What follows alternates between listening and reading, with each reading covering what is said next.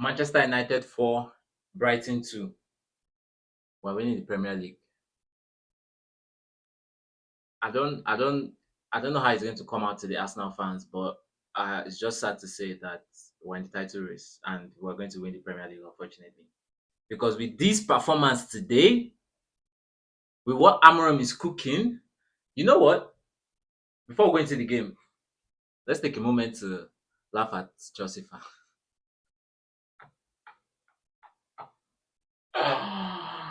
I saw Garnacho celebrate his goal. I was like, bro, piss off, man. Now we're topping both Chelsea and Liverpool in the Premier League, and we're 3 points away from first. Well, we need the Premier League. Like Brian Mbuemo. Let's start from there. Brian Mbuemo, like I've run out of words for this man. I've run out of words. Like he is everywhere. Brian Mbuemo is the reason why we defend. Brian Mbuemo is the reason why we in fact he's the goalkeeper. Brian Mbuemo is the reason why our midfield is working. Brian Mbuemo is the reason why we score goals. Mbuemo is the reason why we have a coach. Brian Mbuemo is the reason why we have Manchester United owners and stakeholders.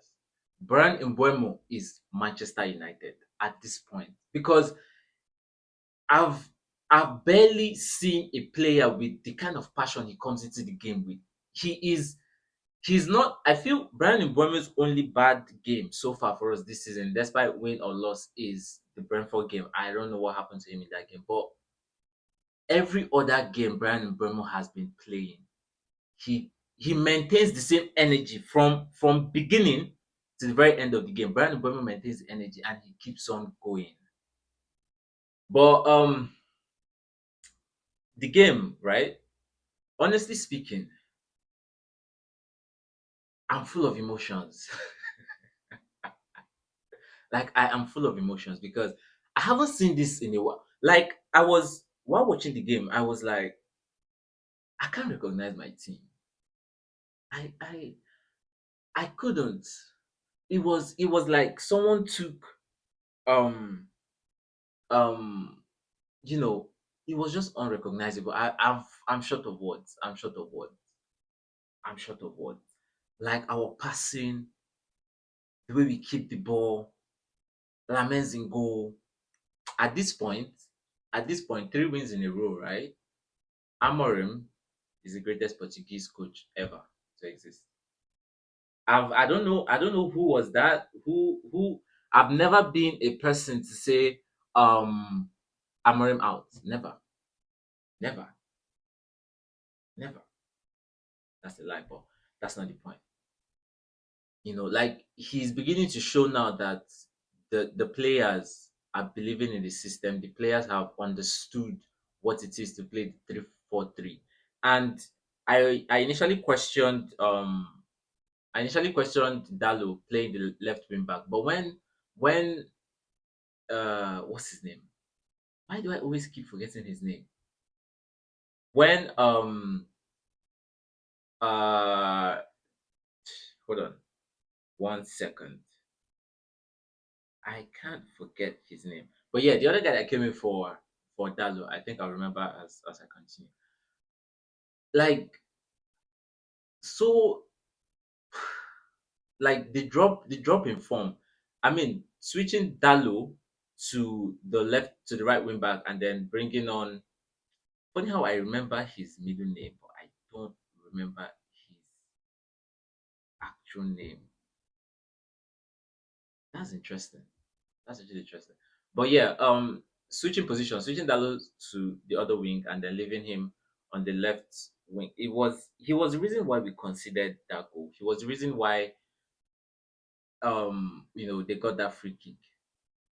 And then why tackle a player when he has lost the ball? You saw your goalkeeper Lamens coming out. Like there was no point to commit that foul. And then moving forward, like Welbeck scored. That was actually a very very beautiful free kick to be honest, because even Lamens tried to save the goal.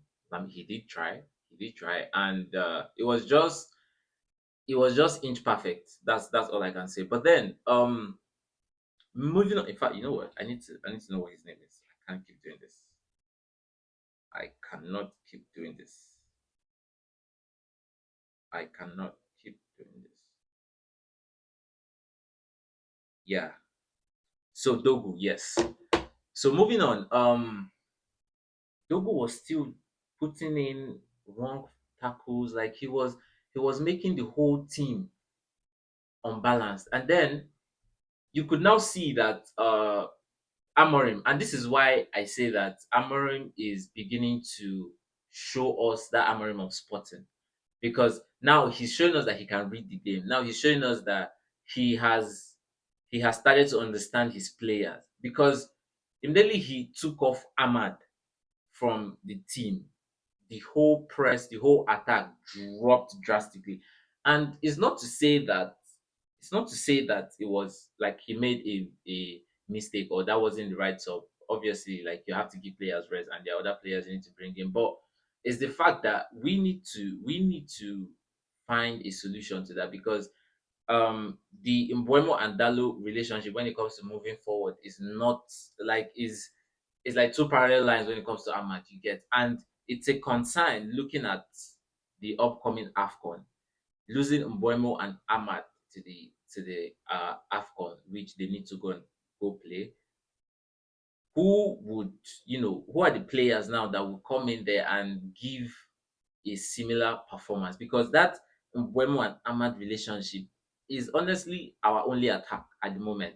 That right wing is our only attack at the moment, and it's crazy because we need to find a solution to the. I mean, Cunha, yes, Cunha is there, but if there was like a left wing back and a left attacking relationship there, it would even be more spiceful. Like there would be, because with the way Ahmad and Boy move the ball so quickly, it causes threat to any defense. You understand? So yeah, that substitution dropped our game, and then Amorim, reading the game, realized that okay, you know what, I need to make a substitution. I need to fix, and immediately he made the substitution. You can see that there was some sort of balance, but still, Dogu, I don't understand his performance. And then on there we went on to concede the second goal. But now to get into the goals we scored, the first goal by Cunha, right? That goal was that goal was Brazilian. Brazilian. That's what you call that goal. Brazilians. And it was a mix of Casemiro and funny enough, Casemiro didn't get a red card. Sorry, yeah, red card because I mean you're not surprised, but Casemiro didn't get a yellow card today. And I'm just beginning to believe in the Amarin system. If I'm being honest, like I'm beginning to, because it's not just us winning the game, is us taking our chances, us tapping the ball, us playing like we were like we didn't give you time to decide what you want to do with the ball. You get. And the two goals we conceded, in all honesty, set piece. I feel like we need to work on that. We desperately need to work on us defending our set pieces. Then taking us into the second goal by Casemiro, like, although without the deflection, that wouldn't have gone the ball. You can't take away credit for taking on the shot. You understand? And then you see how we win the ball from the midfield. You see how we launch players. Like we are coming at you. And then the referee today is very, very suspect. Although personally, I like the fact that the referee let the game flow. But there were certain, for example, the yellow card given to Dogo, I feel like that was unnecessary. You understand? Like the player lost the ball. There was no need of giving a yellow. Like it's either a foul or not a foul. Or like it's either a red card. If it's a foul, then it's a red card. If it's not a foul, then it's not a foul. You understand? There was no need of all that overthinking, over calculation for that kind of thing. So moving on to the third goal. The third goal was by Brandon Bremer. Sesko had, and Sesko in this game, right? Although he started slow, because I think as at the 18th minute he had not had a touch of the ball, but when he got into the game, he was like he's a striker.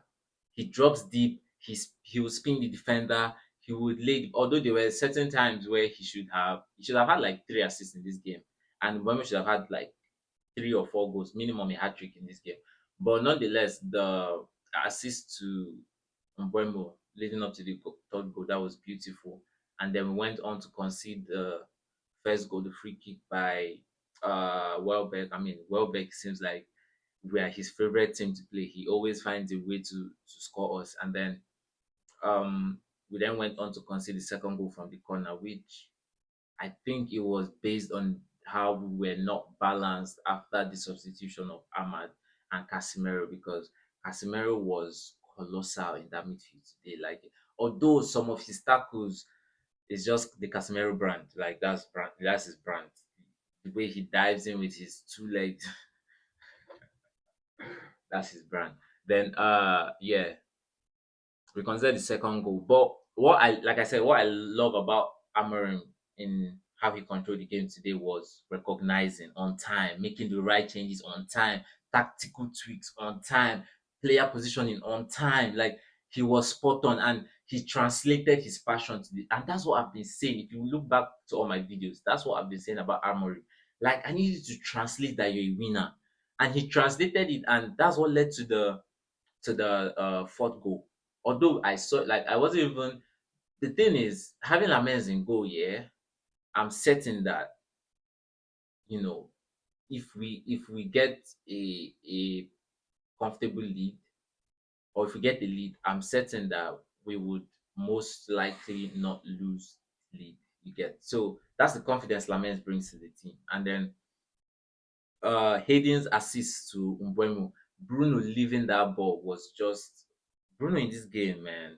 I mean, Cunha got the player of the match, but personally, Mbeumo was man of the match. Like, wow, he's a player. Like, in fact, you know what? Brentford need to run up their account. We need to double it. We need to double it. Yeah, I think that was, yeah. We robbed Brentford. We need to do something about that. Maybe like run them up, maybe an extra 80 mil. I know we didn't buy up to that, but just, yeah, let's run up the add-ons on time, because Mbeumo, like I said, we're winning the league. So imagine Mbeumo finishing this season now with about 23 goals in Premier League or something like that. Like, that's crazy. That's crazy. So moving on, yes, Sesko had an assist in this game, and I feel like he's here to stay. Um the the players, right? One thing I've observed is they they have this, like, they now understand that it's either win or bust. Like, this formation is here to stay. And Sir Jim coming out to declare that, look, I'm giving this guy 3 years. So the players don't have a choice at this point. Is win or bust. And then with the World Cup, Luke Shaw, Luke Shaw's performance, yeah. Luke Shaw is trying to run up his contract. Luke Shaw is trying to get a contract. Luke Shaw is trying to get a new contract, and it's not going to work. Is not going to work, because where has nah, I'm not gonna get into that. So yeah, that's my match preview in this game. Like, I'm just glad I was able to, like, keep my emotions in check to make this video. But, like, bruh, I am over the moon. I'm going to watch this game like 7 times today. 7 times, man. Like, bruh, 3 wins in a row, 4 in the Premier League, above Chelsea and Liverpool as it stands. And Chelsea, they're trash, man. Chelsea, they're trash. They're trash, bruh.